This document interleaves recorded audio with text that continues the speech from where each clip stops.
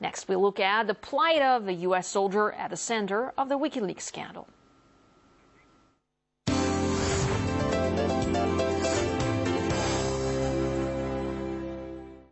On April 19th, the Pentagon announced it would be moving Private First Class Bradley Manning from a military facility at Quantico, Virginia, to Fort Leavenworth, Kansas. Private Manning is suspected of sharing secret documents with the whistleblowing website WikiLeaks. And since the time he's been in custody, nearly a year now, he has been held mostly in solitary confinement. That's no contact, no communication, no daylight for 23 hours a day.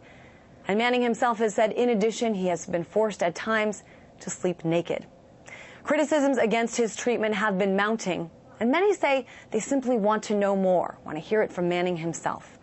I'm joined now by Juan Méndez. He's the UN Special Rapporteur on torture, cruel, inhumane, and degrading treatment or punishment. Juan, thank you so much for being with me today. Thank you for the invitation. And Juan, you recently asked to have an unmonitored meeting with Private Manning. What were you told? Well, I asked to see Private Manning as far back as January, and we've been in negotiations or conversations with the United States government since then. In March, I was told that I could see him if Manning asked to see me, but that it would be in a situation of in which the visit could be monitored. And I told the U.S. government that I cannot accept those terms because under the rules that we operate under the Human Rights Council of the United Nations, we're supposed to be able to meet with the people we want to meet without witnesses. Nevertheless, I told, through his lawyer, I told Private Manning that if he still wanted to see me, he should ask for me, and I'll try and come and see him.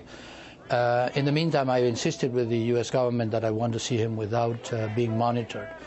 And now that there's been an announcement of his transfer to Fort Leavenworth, and the announcement also seems to indicate some change in the regiment that he's subjected to, I am hoping that it will be possible to see him in conditions that I can accept.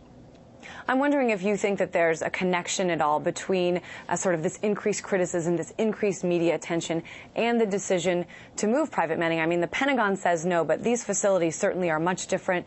He will potentially be able to eat with other prisoners, to have contact, to see the television even, to read books. Do you think that there's a connection?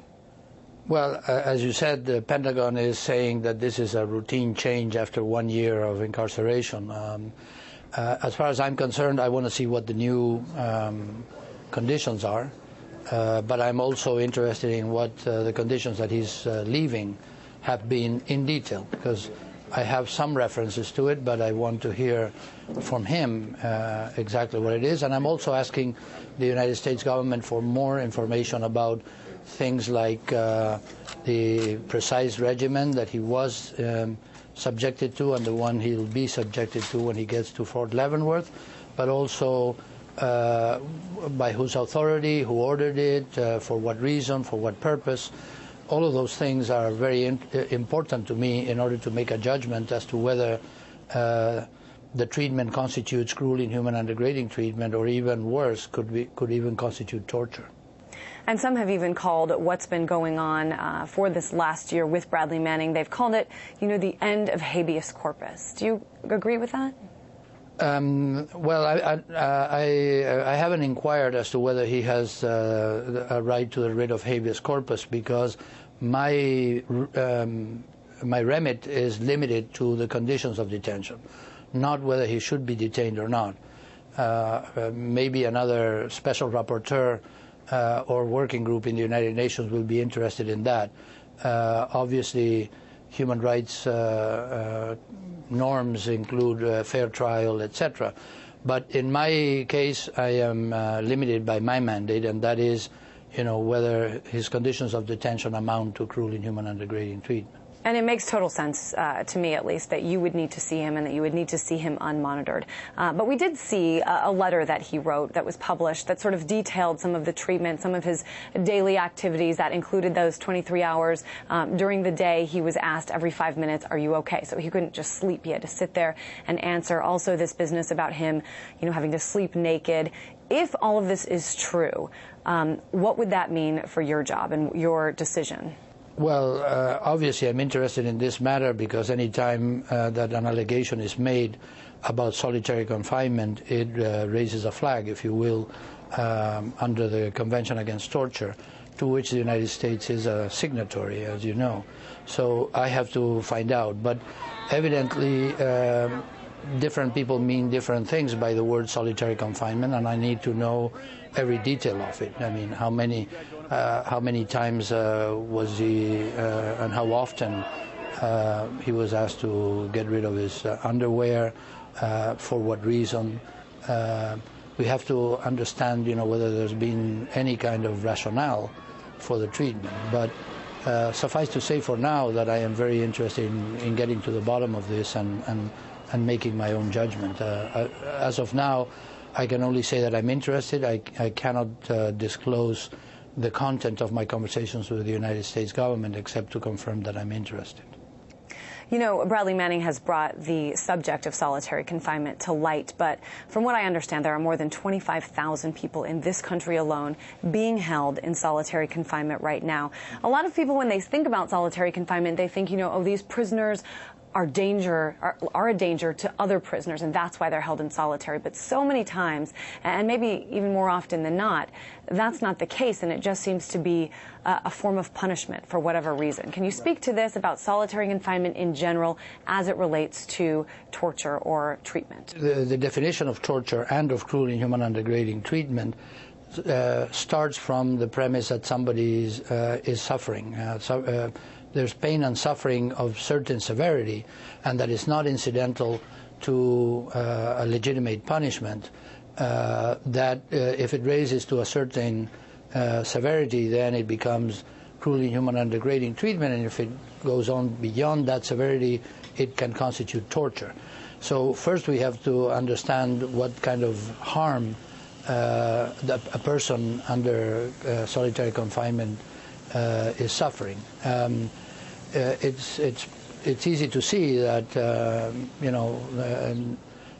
no one can go through that experience without suffering some kind of psychological or mental harm. Now then you have to still find out whether there's any justification for it. I am familiar, of course, with the numbers. In fact, I understand that the numbers are even higher than that, of people who, for disciplinary reasons, are kept in solitary confinement in jails in the United States and, quite frankly, elsewhere as well. So I am very interested in solitary confinement. I want to know under what conditions it can become cruel, inhuman, and degrading treatment or torture, and for that I need to know a lot more about what we mean by it, what kind of palliative measures are taken. For example, it's not the same to be in solitary confinement and not have any access to radio or TV or newspapers or writing material to send letters home. But you have to put it all together and then make a judgment as to whether, even under those circumstances, with some of those palliatives, it still is unreasonable and therefore cruel. It is hard because we have these words, cruel, inhuman, and those almost need to be defined so much more specifically, and I guess that's your job?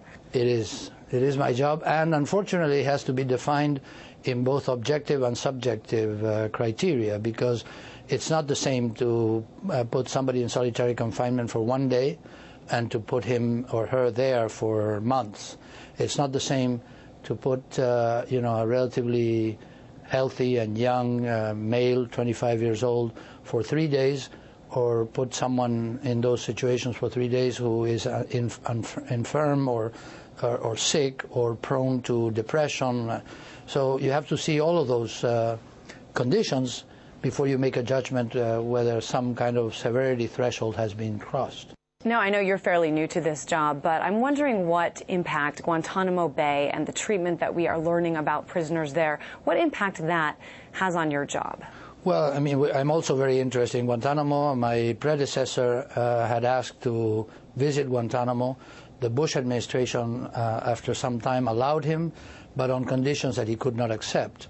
And so when I became the Special Rapporteur on Torture last November, I renewed my request to the Obama administration that I wanted to visit Guantanamo, and I'm hoping that when they answer, they haven't answered yet, but when they do answer, they give me conditions that I can accept. We are negotiating that, so I can't say what's going to happen, but I think if I understand correctly, conditions in Guantanamo have changed. Whether they have changed enough or not is a different question, but they're not what they were in 2004 when Manfred Novak asked for permission to visit. And so I'm hoping that the Obama administration will have a more constructive response to my request. Do you trust the Obama administration?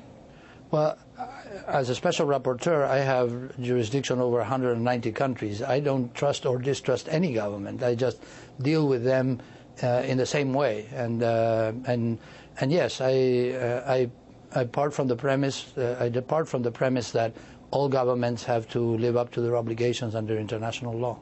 Just one more question for you. I know that in the past you have called for the United States to investigate and prosecute torture committed under the former president, George W. Bush.